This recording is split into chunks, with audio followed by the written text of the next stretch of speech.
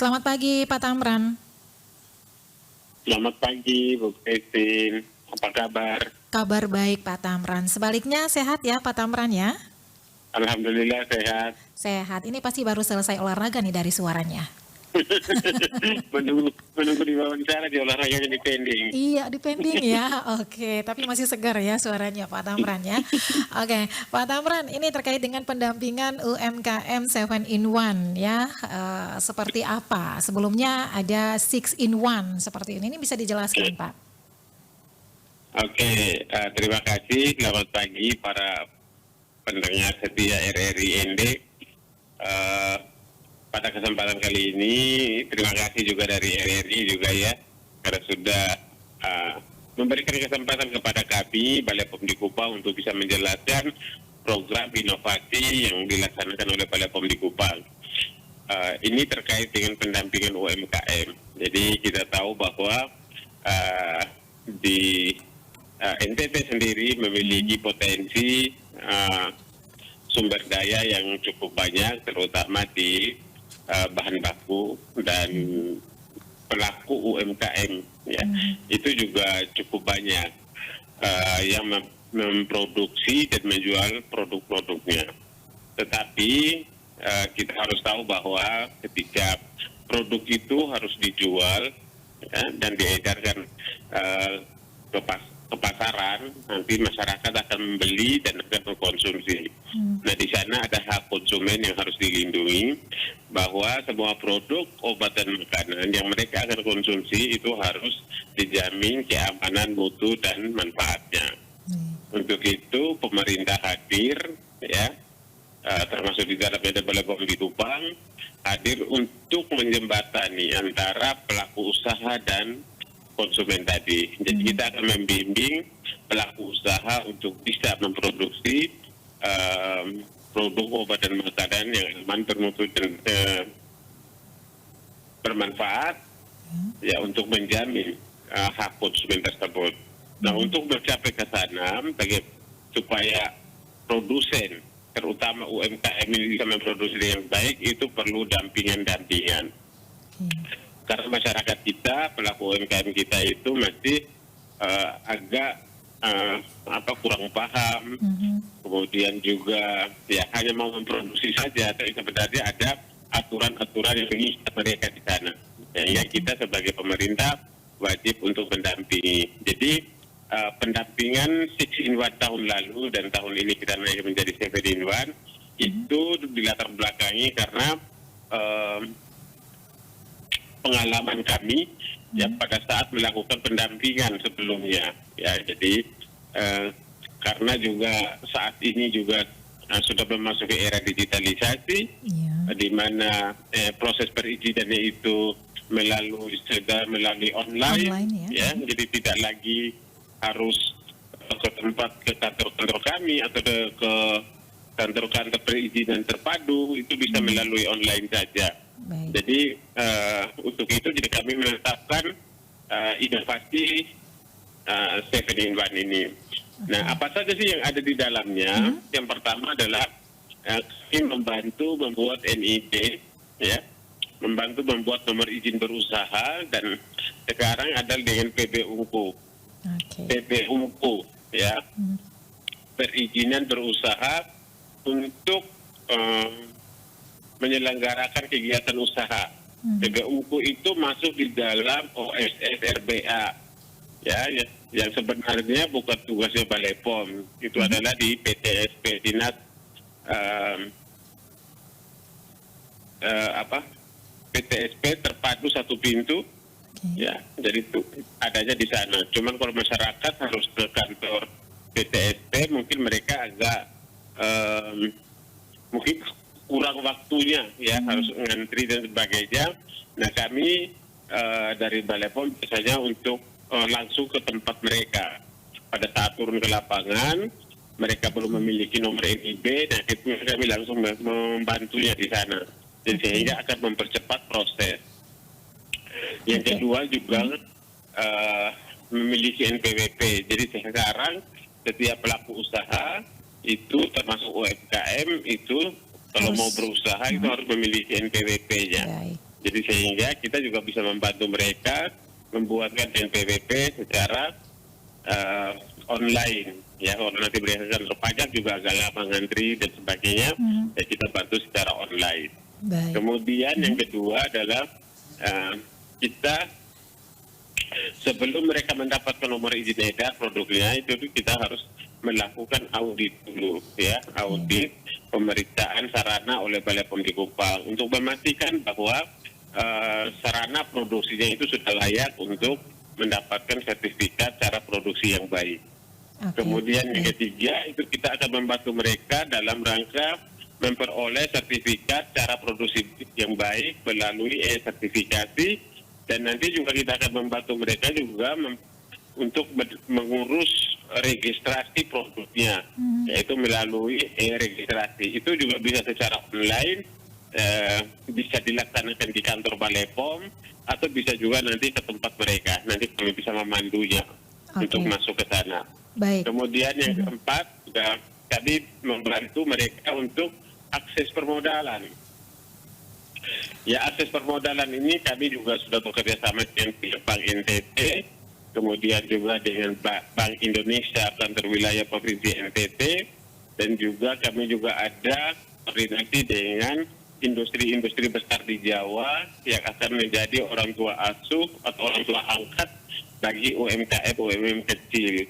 Nah, itu untuk meningkatkan kapasitas baik produksi nanti dengan membantu permodalan, ataupun nanti misalnya kalau khusus untuk orang tua angkat itu biasanya mereka membantu peralatan yang dibutuhkan. Baik. Ya, kemudian yang keempat, kita membantu akses pemasaran. Jadi supaya produk-produk UMKM tidak habis di produksi saja, bagaimana akses pemasarannya. Ya, walaupun mereka nanti produksi banyak, tetapi kalau pemasaran tidak ada, ya sama saja, tidak akan laku produknya. Nah, kami membantu mereka untuk akses secara online maupun secara offline. Jadi kami bekerja sama, kalau di provinsi itu kami sudah bekerja sama dengan Dekranasda. Setiap produk yang diproduksi oleh Dekranasda di UMKM harus memenuhi standar persyaratan Balai POM untuk bisa dipasarkan di Dekranasda. Begitupun kami juga bekerja sama dengan APRindo, Asosiasi Pedagang Retail Indonesia, sehingga produk UMKM juga bisa masuk ke toko-toko atau swalayan yang ada di NTT. Kemudian juga kami juga dengan Bank NTT juga sudah berkoordinasi dengan berbagai hotel, terutama di Labuan Bajo, bahwa produk-produk UMKM yang sudah terdaftar ada nomor izin edarnya di Badan POM itu nanti bisa masuk di hotel-hotel sebagai minuman penyaji harian ataupun yang ada di dalam kamar sebagai disajikan untuk konsumen. Kemudian yang berikutnya adalah kita memberikan pelatihan kewirausahaan dan konsultasi. Ya, bagi pelaku usaha yang ingin berkonsultasi, kami membuka akses, kami memberikan mereka pelatihan kewirausahaan, kemudian kami memberikan akses untuk berkonsultasi. Itu 6 yang dilaksanakan di 2021, dan tahun ini kita tambahkan akses sertifikasi halal. Karena pada tahun 2024 nanti pencantuman label halal pada produk obat dan makanan khususnya pangan adalah wajib di 2024. Sehingga dari saat ini kami harus sudah bisa memberikan pemahaman kepada UMKM bahwa nanti dari Satgas Halal yang ada di NTT itu akan bersama-sama dengan kami untuk memberikan pendampingan kepada UMKM yang ada di NTT. Itu saja. Terima kasih. Baik, Pak Tamran, ya tadi Anda juga menyebutkan bahwa dari 6-in-1 ini memang luar biasa sekali ya, ada pelatihan dan segala macamnya, kemudian ditambah satu adalah label halal. Bagaimana pengamatan Anda sejauh ini UMKM yang ada di Nusa Tenggara Timur ini apakah sudah memenuhi syarat ya, ataupun peraturan yang dikeluarkan oleh BPOM, Pak Tamran? Ya, oke. Ini perlu effort yang besar. Ya, belum semua UMKM kita bisa masuk mencapai persyaratan yang ditetapkan. Jadi perlahan ya Balai POM di Kupang secara perlahan mendampingi, membantu. Kita juga kalau misalnya ada beberapa hal yang perlu bantuan tetapi itu bukan, tidak ada kewenangannya di Balai POM atau di Badan POM, kami berkoordinasi dengan stakeholders terkait, apakah nanti Kementerian Koperasi UMKM, Dinas Koperasi UMKM, kemudian Dinas Perindustrian Perdagangan, atau nanti pihak lain yang bisa membantu sesuai dengan tugas dan fungsinya. Jadi pada saat ini secara bertahap belum semua UMKM itu bisa menerapkan cara produksi yang baik. Ya, jadi kami mendata 2021 itu ada sekitar 1.500 UMKM. Tapi yang bisa kami dampingi pada tahun 2020-2021 itu baru 51 UMKM, sehingga masih banyak yang perlu kita kerja bareng, kerja bersama dengan stakeholder terkait untuk meningkatkan UMKM tersebut. Seperti itu. Baik, Pak Thamran, ya, dari program inovasi 6 in 1 yang sudah dimulai ya dari tahun lalu ya, kalau tidak salah ya, demikian ya Pak. Oke, dari tahun lalu. Nah, perkembangan sejauh ini seperti apa yang Anda lihat? Iya. Jadi kalau perkembangannya seperti ini, kita melihat pada tahun 2020 itu kami mendampingi 5 UMKM dan 3-nya berhasil mendapatkan nomor izin edar, artinya sudah memenuhi persyaratan. Kemudian pada tahun 2021 itu ada 46 UMKM yang kita dampingi. Dari UMKM 6 itu hanya 7 yang bisa memperoleh nomor izin edar. Nah, masih ada sisanya 41. Nah, itu yang akan kami push di tahun ini. Itu yang sudah kami dampingi. Tapi ada juga yang tiba-tiba baru muncul lagi produk-produk UMKM lainnya selain yang 46 yang tersisa tadi. Ya, 41 yang tersisa tadi.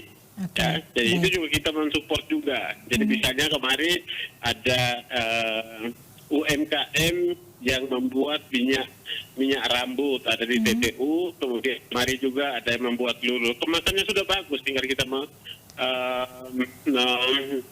membantu untuk legalisasinya. Seperti itu. Baik, Pak Thamran, tadi juga Anda sebutkan ada 1.500 UMKM ya yang terdaftar. Kemudian yang baru direalisasi ini 51 UMKM. Nah, ini sebenarnya apa yang perlu dipenuhi oleh UMKM ya, atau kriteria seperti apa nih? Mungkin ke depannya mungkin ada penambahan seperti itu, Pak Thamran. Iya, jadi kita sih harapnya 1.500, kalau mau maju semua sih kita siap untuk mendampingi. Tetapi kan komitmen UMKM sendiri itu kan juga penting. Ya, jadi kalau bagaimana kami berbusa-busa, berjuang setengah mati, kalau UMKM-nya sendiri gitu ya, hanya menunggu saja, tidak ada komitmen untuk maju, ya sama saja. Ya sebenarnya dari 1.500 itu masih bisa dikategorikan.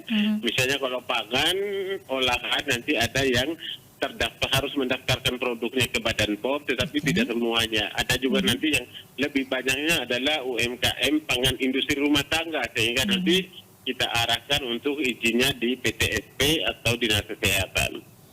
Seperti itu. Oke, baik. Ini apa yang Anda harapkan dari program inovasi ini ke depannya seperti apa nih Pak, untuk bisa mengajak UMKM yang ada di Nusa Tenggara Timur? Iya, jadi kami gencar-gencarnya melaksanakan sosialisasi terkait pendampingan UMKM ini. Kemudian kami juga memberikan pelatihan cara produksi yang baik untuk UMKM sesuai dengan produknya. Ada cara produksi pangan olahan untuk produksi pangan, ada cara produksi obat tradisional yang baik untuk obat tradisional.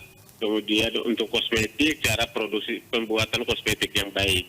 Kita akan terus berupaya untuk bisa mengembangkan, memberikan pemahaman, pelatihan kepada UMKM supaya nanti mereka juga harus berperan aktif percaya dan berkomitmen untuk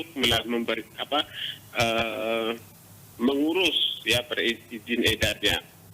Ya seperti itu. Jadi kami sangat mengharapkan bahwa kedepannya produk-produk UMKM ini bisa memiliki daya saing di menjadi tuan rumah di negeri sendiri, tidak hanya di Kupang saja, di NTT saja, nanti bisa dikirim ke berbagai pelosok ya. Jadi kita sudah tadi salah satunya adalah ingin membuat pasar online untuk mereka. Kami dulu sudah kerja bersama dengan Dekranasda NTT yang bisa menjual produk-produk UMKM secara online, juga marketplace yang dibuat oleh Kementerian Dinas Komunikasi dan Informasi Provinsi NTT, sehingga nanti banyak-banyak produknya bisa dipasarkan di sana. Ini halnya, ini kita harapkan UMKM juga bangkit ya untuk menyadari bahwa mereka memiliki prospek, produk-produk mereka itu memiliki prospek yang baik untuk bisa dijual, yang nantinya adalah berdampak pada peningkatan ekonomi keluarga mereka. Jadi seperti itu. Jadi peran UMKM untuk kedepannya menjemput bola seperti itu ya, tidak mandek ya, berjalan di tempat seperti itu ya diharapkan. Jadi harus aktif. Oke, harus aktif. Baik, terima kasih Pak Tamran untuk waktunya bersama Pro 1 RRI ND pagi hari ini. Selamat berakhir pekan. Juga. Baik, salam sehat Pak Tamran. Salam sehat.